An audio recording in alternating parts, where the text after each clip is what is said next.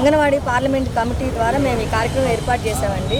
నారా చంద్రబాబు నాయుడు గారు రాజకీయ రంగంలో 29 సంవత్సరాలు ఉంటుంది, 30వ సంవత్సరాలకు అడుగుపెట్టిన శుభ సందర్భంలో మేమందరం శుభాకాంక్షలు తెలియపరుస్తున్నాం. ధన్యవాదాలు. ఈనాడు ప్రపంచం మెచ్చిన నేత చంద్రబాబు నాయుడు గారు ముఖ్యమంత్రిగా ప్రమాణ స్వీకారం చేసి 30వ సంవత్సరంలోకి అడుగు పెడుతున్నటువంటి తరుణంలో వారికి మా హృదయపూర్వకమైనటువంటి శుభాకాంక్షలు జనసేన పార్టీ తరఫున, పవన్ కళ్యాణ్ గారి తరఫున, జనసైనికుల తరఫున తెలియజేసుకుంటున్నామండి. ఆడపడుచులకు అండగా ఉన్నటువంటి తెలుగుదేశం పార్టీ అదేవిధంగా అదే ఆశయంతో ఆడవాళ్ల ధన ప్రాణాలకు అండగా ఉంటామని వచ్చినటువంటి జనసేన పార్టీ, అన్ని విధాలుగా కూడా రాష్ట్ర భవిష్యత్తుకు అండగా ఉంటామన్న బీజేపీ పార్టీ, ఈ ముగ్గురం కూడా కూటమిగా ఏర్పడి రాష్ట్రాన్ని అభివృద్ధి పదంలో నడిపించడానికి ఎన్నుకున్నటువంటి ఏకైక నేత నారా చంద్రబాబు నాయుడు గారండి.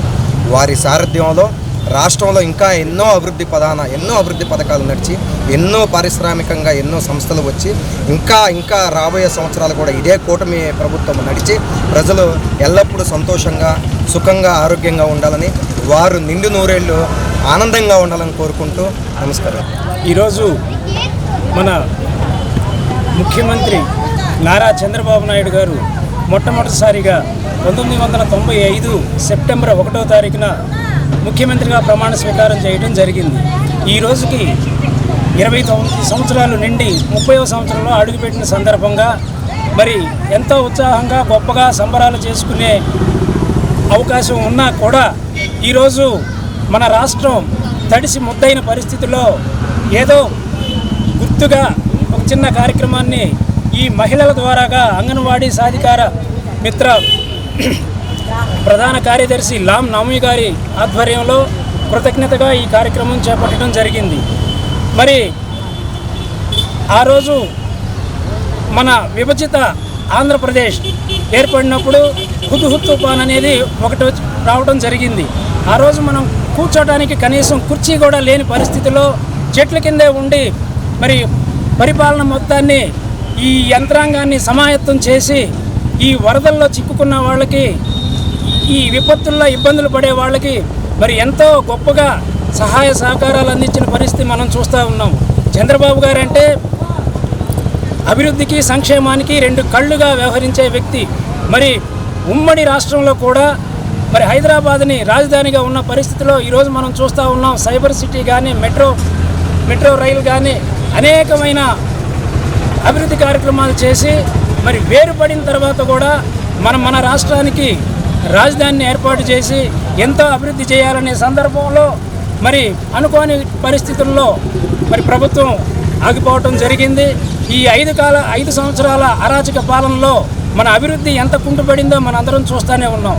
ఈరోజు మరి రాష్ట్రంలో ఇంతవరకు దేశంలో ఇంత వర్షపాతం నమోదైన సందర్భం లేదు. దగ్గర 29.5% సెంటీమీటర్ల వర్షపాతం ఈరోజు నమోదైందంటే మరి పరిస్థితి ఎట్లా ఉంటుందో మనందరం ఆలోచించాలా, గమనించాలా. ఈరోజు ఎమ్మెల్యేలు, రాష్ట్ర మంత్రులు, కేంద్ర మంత్రులు, ఎంపీలు, సాధారణ కార్యకర్తతో సహా ఈరోజు ఎక్కడైతే ఇబ్బందులు ఉన్నాయో, ఎక్కడైతే బాధలు ఉన్నాయో వాళ్ళ దగ్గరికి వెళ్ళి మీరు వాళ్ళ అవసరాలు, వాళ్ళ ఇబ్బందుల్ని కనుక్కొని మీకు చేతనైనంత సహాయం చేయమని మరి ముఖ్యమంత్రి వర్యులు సందేశం ఇవ్వడం జరిగింది. మాకు ప్రతిసారి ప్రతి పావు గంటకి, అరగంటకి మెసేజ్ వస్తూనే ఉంటుంది, మీరు ఎక్కడున్నారు, ఏం చేస్తున్నారు. ఈరోజు మనం ఉదయం చూసినట్లయితే మన ఎమ్మెల్యే గారు గల్లా మాధవి గారు ఎక్కడో మారుమూల ప్రాంతాలకు వెళ్ళి అక్కడ ఉన్న లోతట్టు ప్రాంతాల్లో ఉన్న ప్రజల్ని, వాళ్ళ బాధల్ని, ఇబ్బందుల్ని గమనించి వాళ్ళకి కావాల్సిన సహాయ సహకారాలు ప్రభుత్వంతో అందే విధంగా చేయటం మనం ఇప్పుడు చూస్తూనే ఉన్నాం. అదే ప్రకారంగా మన డివిజన్లో కానీ, మన ప్రాంతంలో కానీ, మన రాష్ట్రంలో కానీ ఈ గండ్లు పడిన ప్రాంతంలో, నదులు ఉప్పొంగే ప్రాంతంలో, లోతట్టు ప్రాంతాల్లో ఇళ్లలోకి నడుములోతు నీళ్ళు వచ్చిన సందర్భంలో కూడా మరి మంత్రులు మరి మీరు చూస్తూనే ఉన్నారు టీవీలో, మోకాళ్ళ లోతులు నీళ్లు ఉన్నా కానీ వెళ్ళి దగ్గరుండి మరి సహాయ సహకారాలు అందించడానికి మనోళ్ళందరూ యంత్రాంగం కానీ, పరిపాలన యంత్రాంగం కానీ మొత్తం మరి పనిచేయటం మనం చూస్తూనే ఉన్నాం. అటువంటి ముఖ్యమంత్రి వర్యులు, అటువంటి చంద్రబాబు నాయుడు గారు మనకి నిండు నూరేళ్లు ఉండాలని, మన డెవలప్మెంట్కి, మన సంక్షేమానికి ఉపయోగకరంగా ఉండేదానికి మనం ఈ చిన్న కార్యక్రమం చేస్తున్నామే తప్ప ఈ విపత్కర పరిస్థితుల్లో ఇది ఒక పెద్ద వేడుకలాగా చేయాలనే ఉద్దేశం కాదు. ఒకసారి మన నాయకుడు ఏం చేస్తున్నాడు, ఎలా చేస్తున్నాడు, గతంలో ఏం చేశాడు, 2 సార్లుగా ఉమ్మడి ఆంధ్రాకి ముఖ్యమంత్రిగా చేయడం జరిగింది. అదే వేర్పాటు ఏర్పడిన తర్వాత 2వసారి ముఖ్యమంత్రిగా చేస్తూ ఉండటం మనం చూస్తూనే ఉన్నాము.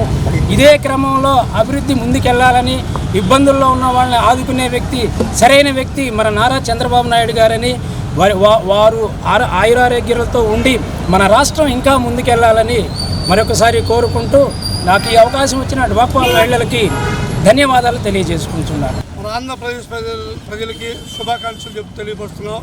ఈ రోజున మన ముఖ్యమంత్రి చంద్రబాబు నాయుడు గారు యూత్ నాయకుడిగా, ఒక ఎమ్మెల్యేగా, ఒక మినిస్టర్గా, ఒక ముఖ్యమంత్రిగా, మరి 4వసారి ముఖ్యమంత్రిగా పదవి చేస్తూ మరి భారతదేశంలో ఒక ఉన్నతమైన ముఖ్యమంత్రిగా ఎదిగిన ముఖ్యమంత్రి అంటే భారతదేశంలో చంద్రబాబు నాయుడు అని యావత్ ప్రపంచం మొత్తాన్ని తెలిసిన నాయకుడు చంద్రబాబు నాయుడు గారు.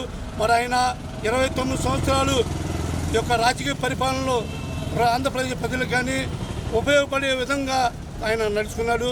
మరి ఇంకా ఎన్నో ముందు రోజుల్లో మరి ఆంధ్రప్రదేశ్ ప్రజలందరికీ ఎంతో మేలు చేసే విధంగా మరి రాజధాని ఇష్యూలో కానీ, పోలవరం ప్రాజెక్టు పూర్తి ఇష్యూలో కానీ ప్రజలందరికీ సహకారిగా ఉండి అభివృద్ధి చేసే పనిలో మన ముఖ్యమంత్రి చంద్రబాబు నాయుడు గారు ఉంటారని, కూటమి ప్రభుత్వం ద్వారాగా ఇంకా ముందుకెళ్ళుద్దని చెప్పి తెలియపరుస్తూ ఈ యొక్క కార్యక్రమం ఏర్పాటు చేసిన 23వ డివిజన్ నాయకులు, కార్యకర్తలు, మరి లాము నవమి గారి నాయకత్వంలో, లాము వర్ధనరావు ప్రెసిడెంట్ గారి నాయకత్వంలో ఈ కార్యక్రమం జరిపినందుకు ధన్యవాదాలు తెలుపుకుంటూ సెలవు తీసుకున్నాను.